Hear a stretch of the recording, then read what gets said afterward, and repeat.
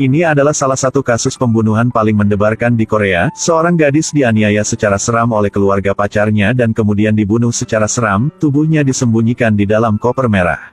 Hal yang sulit dipercaya itulah pelaku dapat ditemukan tidak bersalah dan kemudian dibebaskan. Pengacara yang membela pelaku pada waktu itu adalah ahli dari semua celah dalam hukum Korea. Di bawah pembelaannya yang terampil, semua bukti tidak valid.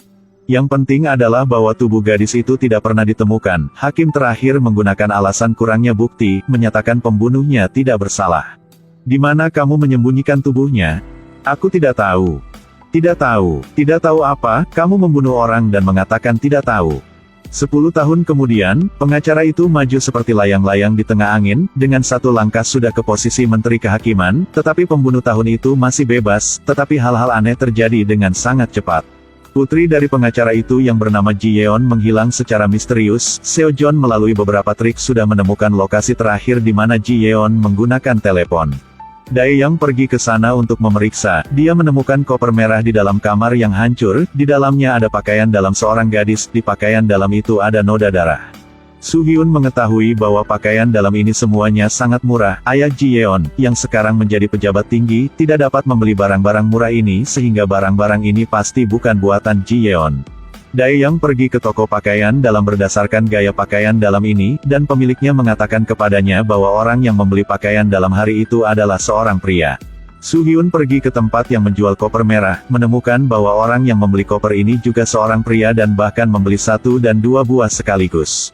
Beli 2 koper besar harus diangkut dengan mobil. Soo Hyun pergi ke tempat parkir dan menemukan kameranya rusak. Dia menemukan di sebuah mobil dengan kamera. Secara kebetulan satpam mengatakan kepadanya bahwa mobil ini telah diparkir di sini setidaknya selama setengah bulan sekarang dan kemudian pemiliknya akan kembali dalam beberapa hari. Koper merah, gadis itu menghilang, kehilangannya Ji Yeon. Kasus ini tampaknya berasal dari kasus 10 tahun yang lalu. Dae Yang berpikir bahwa pelaku yang menculik Ji Yeon sangat mungkin ingin menghidupkan kembali kasus pembunuhan dari 10 tahun yang lalu.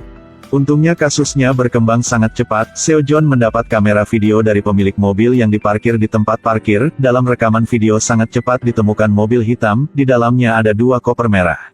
Sesaat Seo Joon mengetahui informasi pemilik mobil, mereka pergi ke rumah pemilik mobil untuk mencari petunjuk. Tidak menyangka pemilik mobil akan sering kembali, tetapi tiba-tiba dia berbalik dan melarikan diri. Pada akhirnya apa yang sedang terjadi? Pria ini bahkan mengira dia berlari lebih cepat dari polisi. Hasilnya hanya beberapa menit kemudian dia dikendalikan. Waktu dulu Soo Hyun menjadi agen FBI di AS, tubuhnya sangat lincah.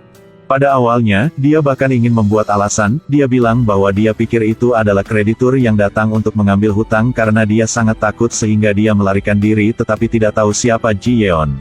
Tapi Dae Yang mengatakan bahwa dia memiliki alasan yang lengkap untuk melakukan kasus ini karena gadis yang terbunuh sampai sekarang, yang mayatnya belum ditemukan 10 tahun yang lalu adalah saudara kandungnya. Namanya Cho Airi dan dia namaku Cho Chan-wo, jadi dia kemungkinan besar menculik Ji Yeon, membalaskan dendam pengacara yang membela si pembunuh tahun itu. Tapi Chan-wo bilang bahwa itu semua hanya perkiraan Dae Yang karena tidak ada bukti untuk membuktikan ini benar. Selama tubuh Ji Yeon tidak ditemukan, pengadilan tidak bisa menghukumnya. Pengacara itu segera berlari ke Chan-wo, memohon padanya untuk menyelamatkan putrinya. 10 tahun yang lalu, dia menyebabkan adik Chan-wo, itulah Airi mati secara tidak adil, sekarang harus menanggung rasa sakit yang sudah Chan-wo lalui tahun itu. Perasaan balas dendam semacam ini telah membuat Chan-wo merasa sangat konyol. Dia pasti akan mengembalikan semua rasa sakitnya tahun itu pada si pengacara ini. Pengacara dengan cepat menemukan si pembunuh tahun itu dan bertanya di mana dia menyembunyikan tubuh gadis itu 10 tahun yang lalu, tetapi dia terus bilang dia tidak tahu karena tubuh itu tidak disembunyikan olehnya pada tahun itu. Pengacara bilang bahwa dia perlu menyembunyikan tubuh. Selama tubuh tidak ditemukan, pengacara dapat mengambil celah hukum untuk membantunya. Ibu pembunuh juga mengirimi pengacara sejumlah besar uang. Mereka mengira bahwa rencana yang sempurna ini tidak ada siapa yang tahu, tetapi tidak menyangka akan didengar oleh orang lain, karena di bungkus rokok si pembunuh ada perangkat penyadap dan orang yang menguping pembicaraan mereka adalah Soo Hyun. Bagaimana Soo Hyun memasukkan alat penyadap ke dalam bungkus rokok? Ternyata pembunuhnya adalah pecandu game, suka bermain game di toko game. Saat itu, dia kehabisan rokok, dia ingin mencuri rokok pemain samping, hasilnya dipukuli dan ditendang keluar. Soo Hyun berpura-pura berdiri di depan toko game, lalu memberinya sebungkus rokok dengan alat penyadap karena Soo Hyun sudah tahu bahwa pengacara akan menemukannya untuk berbicara.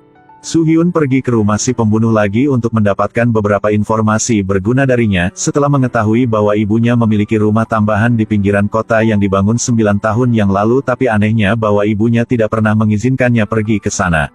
Soo-hyun merasa ada sesuatu yang tidak sederhana dan segera pergi ke rumah itu untuk mencari petunjuk. Setelah pemeriksaan menyeluruh, dia menemukan bahwa bahan yang digunakan di sini semuanya adalah barang kelas atas. Tapi hanya satu hal yang membuat orang merasa tidak nyaman, itulah tidak hanya menggunakan batu bata merah biasa, tetapi juga teknik konstruksinya sangat kikuk. Dia mulai menghancurkan dinding, adegan berikutnya membuatnya benar-benar terpana. Perhatikan baik-baik ke dalam dinding, ada koper merah yang disembunyikan, koper yang sangat berat di dalamnya sepertinya menyembunyikan sesuatu. Tuhan, di dalamnya ada tubuh seorang gadis. Gadis ini adalah Airi, korban dibunuh 10 tahun yang lalu dan tidak pernah menemukan tubuhnya. Meskipun sudah 10 tahun, tubuhnya sepertinya tidak membusuk sama sekali. Soo-hyun menebak bahwa ketika gadis itu dimasukkan ke dalam koper kemungkinan besar tidak mati tetapi terkunci di sana. Karena kekurangan udara, dia meninggal. Bagaimana orang bisa begitu kejam satu sama lain? Mata Soo-hyun merah karena kesakitan, air mata akan jatuh. Soo-hyun pergi mencari Chawo dan memberitahunya bahwa dia telah menemukan Airi. Chawo langsung menangis, berlutut di tanah memohon pada Soo-hyun selama dia tahu di mana adiknya, apa saja yang bisa dia lakukan, tapi Soo-hyun hanya memiliki satu syarat yaitu mengatakan posisi Ji Yeon. Soo-hyun membawa Chawo ke kamar mayat. Forensik mengatakan alasan tubuh gadis itu tidak membusuk selama 10 tahun adalah karena ibu si pembunuh menggunakan obat-obatan untuk mencegah tubuh membusuk. Melihat tubuh saudara perempuannya, Chawo berlutut, dia menangis, sudah 10 tahun, sekarang 2 orang di 2 dunia, siapa yang bisa memahami penderitaan ini? Tidak lama kemudian, Chawo memenuhi janjinya untuk melepaskan putri pengacara, Ji Yeon. Dia tidak pernah menyakitinya sebelumnya, semua yang dia lakukan adalah karena dia ingin menemukan saudara perempuannya, yang telah hilang selama bertahun-tahun. 2 saudara ini benar-benar menderita. Soo-hyun mencari pengacara berharap dia akan berhenti menyelidiki penculikan Chawo terhadap putrinya. Untuk membalasnya, Chawo tidak akan menyelidiki kasus suap 10 tahun yang lalu dan membela pelakunya. Meski sebenarnya pengacara tidak mau, buktinya ada di tangan Soo-hyun dan dia tidak punya pilihan selain jadi dia hanya bisa melepaskan kemarahannya pada cermin di depannya. Kasus ini dianggap selesai. Meski tidak sempurna, ini mungkin akhir terbaik untuk mereka berdua. Tapi sungguh tak terduga adalah Chawo membunuh si pembunuh yang membunuh adiknya di depan toko game, lalu melompat turun dari lantai atas untuk bunuh diri, berkumpul kembali dengan adiknya. Chawo benar-benar kehilangan kepercayaan pada hukum, juga benar-benar kehilangan harapan untuk hidup dalam kehidupan ini. Kematian Chawo membuat Soo-hyun ragu, apakah hukum mereka adalah kekuatan atau racun? Jika tidak bisa mempertahankan kebenarannya, lalu apa gunanya bertahan? Pada akhirnya, Soo-hyun, melalui sosial media untuk menginformasikan tentang perilaku kriminal pengacara tahun itu, dia baru berusia 1 bulan sebagai Menteri Kehakiman dan diseret ke rawa. Mungkin terlambat, tapi keadilan tidak akan pernah hilang. Ini adalah prinsip dasar Soo-hyun ketika menjadi seorang polisi. Ini mungkin juga balasan yang terbaik untuk 2 bersaudara Chawo dan Aerim.